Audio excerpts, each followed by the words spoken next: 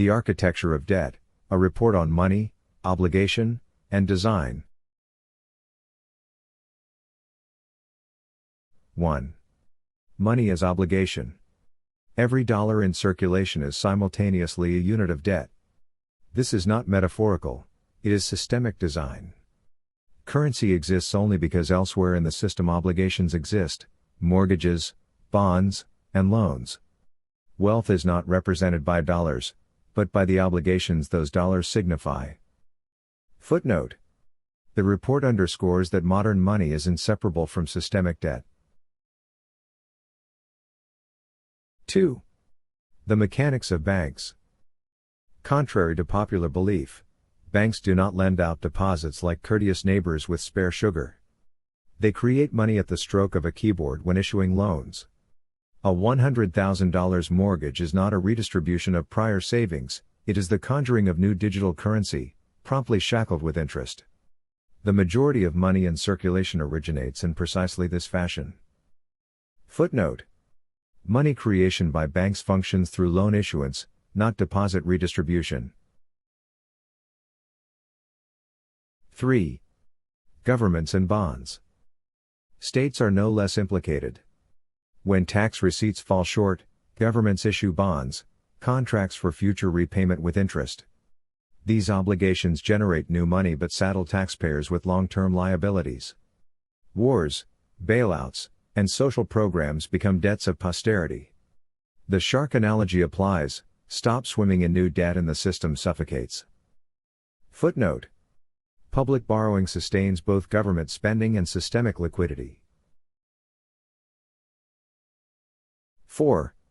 Inflation, inequality, and the treadmill. Debt-based money necessitates perpetual expansion. This expansion erodes the purchasing power of existing money, otherwise known as inflation. It simultaneously redistributes wealth, creditors accrue interest, while debtors pay it. True financial independence is a myth. One's banknotes are simply another's IOUs, wrapped in legal tender. Footnote. Inflation and inequality are not accidents but features of debt-based design. 5. Historical alternatives. Debt money is not a law of physics.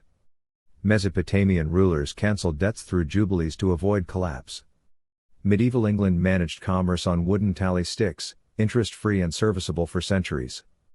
Commodity money like gold offered stability but proved inflexible when supplies surged or dwindled. America's Civil War greenbacks functioned debt-free until bankers, allergic to non-interest systems, buried them. Revolutionary France's assignats demonstrated that undisciplined printing, not non-debt money itself, leads to collapse. Footnote. Historical precedents reveal money systems can operate without tether to perpetual debt. 6. Contemporary experiments. From Switzerland's Veer Mutual Credit Bank to community currencies like the Bristol Pound, alternatives exist. These designs anchor value in trust or locality rather than debt. Bitcoin, a rebellious teenager of monetary design, demonstrated money could be coded, finite, and untethered from both banks and states. Central bank digital currencies, CBDCs, loom as paradoxes, capable of eliminating private bank dominance, yet potentially expanding state surveillance to Orwellian proportions. Footnote. Present-day systems, from Veer to Bitcoin to CBDCs, illustrate that design choice, not natural law, dictates monetary form. 7. Resource-backed proposals. Some propose linking money to tangible metrics, energy, carbon, or planetary resources. Imagine wages tied to kilowatt-hours or carbon allowances. Discipline would be enforced, but at the risk of political control over every emission and expenditure. Here, money would cease being funny paper and become a rationing coupon with environmental flair. Footnote.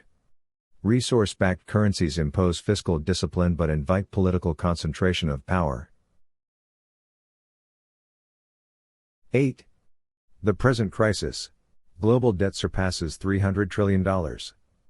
Governments borrow endlessly, households juggle credit burdens, and central banks deploy quantitative easing as if printing presses were cardio machines.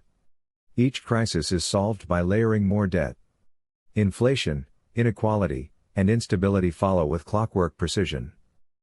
Footnote. Contemporary crises arise from compounding debt solutions masquerading as remedies. 9. The hope in design. Debt money is not gravity, it is architecture. Mesopotamian jubilees, greenbacks, tally sticks, and mutual credit networks remind us that monetary systems can be redrawn. Alternatives may wobble, but they exist. The lesson is sobering: civilizations that chained money too tightly to debt eventually collapsed under the weight. Survivors remembered the truth: money is a design, and designs can be remade. Footnote. Civilizational resilience depends on recognizing money as a mutable human design, not a mutable law.